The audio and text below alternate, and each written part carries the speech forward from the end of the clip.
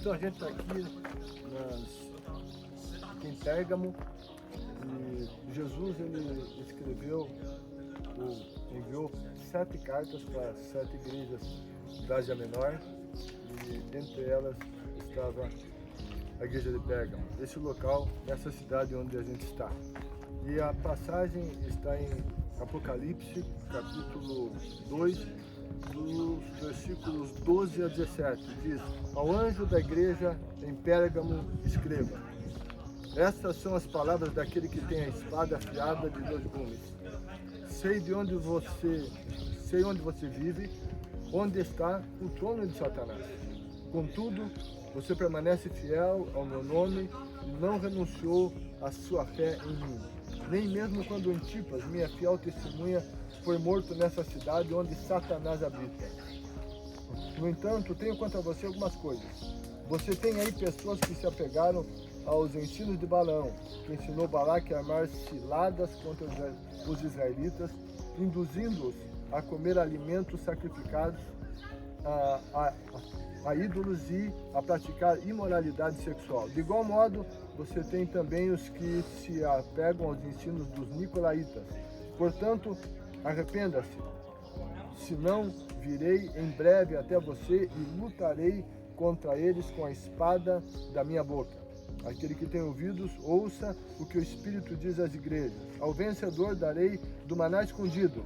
Também lhe darei uma pedra branca com um novo nome nela escrito, conhecido apenas por aquele que o recebe. Essa passagem, isso que Jesus disse à igreja de Pérgamo, falando ao anjo da igreja de Pérgamo, que era o mensageiro dessa igreja, o pastor dessa igreja. E aqui há lições muito importantes. Aqui é uma menção. Jesus diz: sei onde você vive, onde está o trono de Satanás. Por que aqui Jesus coloca como esse trono de Satanás? Aqui estava o templo a Zeus, e o chamado Deus dos deuses na mitologia grega. Aqui também tinha o templo dedicado ao imperador, culto ao imperador. Então, isso tudo vinha se somando.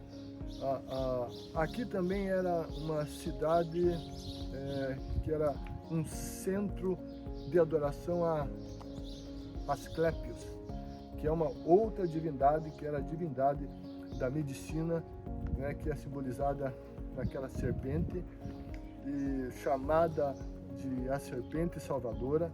Então, tinha tudo isso acontecendo aqui. Por essas razões, era conhecido então como o lugar onde está o trono de Satanás. E aqui também alguns pecados são denunciados. Jesus fala aqui, você tem aí pessoas que se apegam aos ensinos de Balaão. O que foi o ensino de Balaão? Foi o ensino em que ele não conseguiu amaldiçoar Israel, e ele não podia amaldiçoar Israel, mas ele induziu Israel ao pecado, e por conta do pecado veio então a maldição. Então, tinha lá nessa igreja pessoas induzindo as pessoas à prática da imoralidade sexual, que foi a ação de Balaão em meio a Israel, e isso levou Israel a sofrer muito por causa do pecado. E ele também vai falar aqui de outro ensino, dos nicolaítas. Ele diz: os que se apegam aos ensinos dos nicolaítas. Não está na Bíblia exatamente o que é o ensino dos nicolaítas, mas a tradição vai dizer que o ensino dos nicolaítas falava que era possível você ser cristão, ser idólatra e viver em imoralidade sexual. Então, Nicolau estaria ensinando isso. Isso seria o ensino dos nicolaítas. Então, tem todas essas advertências, essa realidade, mas não, isso existia, tinha uma batalha, essa luta contra o pecado essas coisas acontecendo, né, na cidade, essa atmosfera espiritual devido a cultos a essas divindades era com certeza muito pesada, mas o comportamento moral da cidade, isso tudo implicava em muita coisa, mas o que Jesus disse diante disso, diante do pecado que ele anuncia? Ele diz, portanto, arrependa-se, senão virei em breve até você, lutarei contra eles com a espada da minha boca. Aqui há um resgate, lá do capítulo 1 de Apocalipse, que Jesus foi visto com uma espada de 2 gumes na boca dele.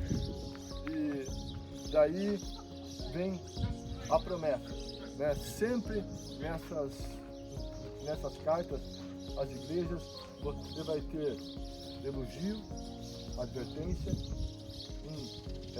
ensino e uma promessa. Algumas que não tem nenhum elogio, tem 2 que não tem nenhum elogio, tem 2 que não tem nenhuma crítica. Mas enfim, essa era a formação das cartas. E daí vem a promessa, algo que se repete em todas as igrejas. É aquele que tem ouvidos, ouça o que o Espírito diz às igrejas. Isso se repete sempre. Há sempre um alerta para que nós ouçamos o Espírito Santo. E diz, ao vencedor darei do maná escondido, também lhe darei uma pedra branca, com um novo nome nela escrito, conhecido apenas por aquele que o recebe. Isso também tinha muito sentido, né? Então tinha essa advertência para não se envolver com sacrifício aos ídolos, não comer daquelas comidas sacrificadas aos ídolos, e aquele que não come, Jesus está dizendo, eu vou dar do maná escondido. Ele coloca então esse alimento espiritual, né? Então ele faz essa associação. Na época, os vencedores que venciam os jogos, né, lá nessas Olimpíadas, eles recebiam, além da grinalda de louros, objetos de valor. E eles também recebiam uma tabuleta de mármore, muito lindo, mármore branco, com o nome deles escrito. Quem tinha essa tabuleta recebia redução de impostos e honras especiais em várias cidades. Jesus está tomando essa figura da tabuleta, ele está dizendo que aquele que vence vai ser honrado, vence vai ser reconhecido. Além de outras lições tão preciosas aqui que a gente tem nessa carta à igreja de Pérgamo.